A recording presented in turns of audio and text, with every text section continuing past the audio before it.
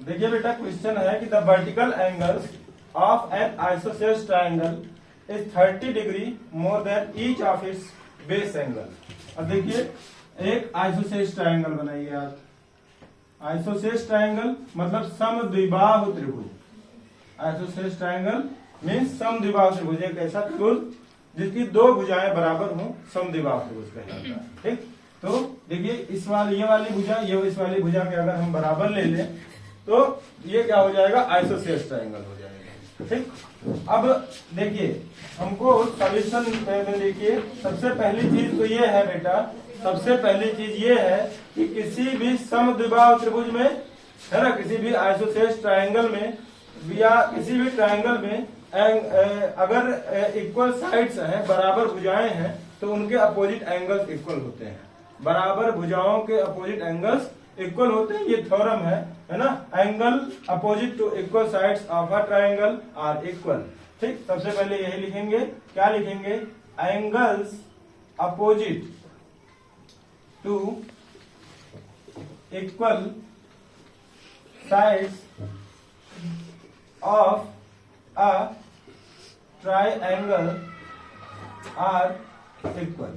ठीक, तो देखिए किसी त्रिभुज की बराबर भुजाएं कौन सी, AB और AC। इसका मतलब कि AB के सामने वाला कोण, AB के सामने वाला कोण एंगल C ले लेंगे, AB के सामने वाला एंगल C ले लेंगे और AC के सामने वाला एंगल B ले लेंगे। ठीक, ये दोनों आपस में इक्वल हो जाएंगे। इसका मतलब कि अगर हम इसको X ले लेते हैं तो ये भी X हो जाएगा। और देखिए क्वेश्चन पढ़िए, क्वेश्चन में बोला है the vertical angle of an isosceles triangle is 30 degree more, है ना। तो जो वर्टिकल एंगल मतलब ये वाला एंगल जो है वो बेस एंगल से 30 डिग्री ज्यादा है। इसका मतलब कि ये वाला एंगल कितना डिग्री हो जाएगा, x प्लस 30 डिग्री हो जाएगा। ठीक, x प्लस 30 डिग्री वाला एंगल हो जाएगा। अब देखिए आपका ट्रायंगल बन गया, इसमें एंगल्स पता हो गए। क्या लिखेंगे यहाँ पे, इन ट्रायंगल ABC। अब देखिए सबसे पहले x प्लस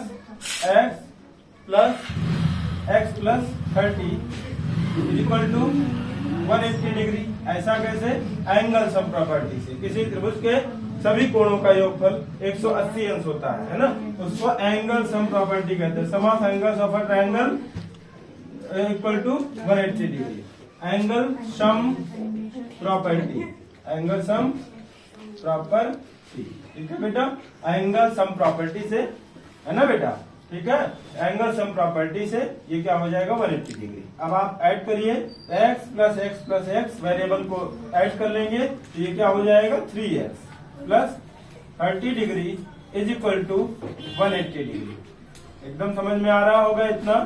अब देखिए बेटा 3x इक्वल टू क्या हो जाएगा, अगर इस 30 डिग्री को ट्रांसपोज करेंगे 180 डिग्री माइनस 30 डिग्री, यहाँ से 3x इक्वल टू क्या आ जाएगा, 150 डिग्री।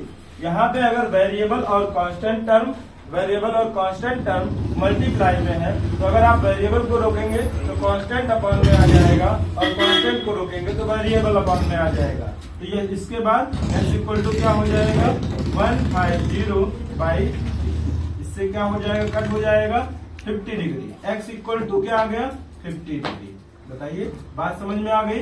यहाँ से इसका मतलब बेटा कि अगर आपको x 50 डिग्री मिल गया, इसका मतलब एंगल B आपको 50 डिग्री मिल गया, एंगल C आपको 50 डिग्री मिल गया और एंगल A हम फाइंड कर लेंगे। देखिए कैसे, एंगल B आपका x है और x आपको मिल गया कितना, 50 डिग्री।